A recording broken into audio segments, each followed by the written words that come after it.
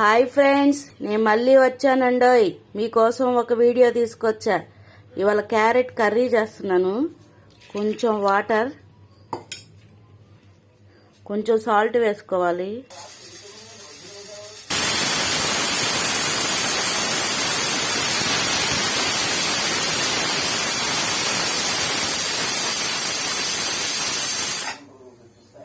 రెండు విజిల్స్ వచ్చినాక, విజిల్స్ పోయినాక ఇలా ఆరబెట్టుకోవాలి చిల్లులు గిన్నెలో.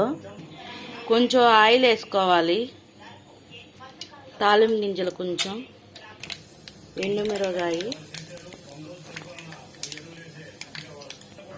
వెల్లుల్లి, ఉల్లిపాయ, కరివేపాకు. ఉల్లిపాయ వేగిపోయింది. క్యారెట్ వేసుకోవాలి, కలబెట్టుకొని పసుపు, ఇందాక ఉప్పు వేసాం కదా, ఇప్పుడు ఇంకొంచెం ఉప్పు, కొంచెం కారం,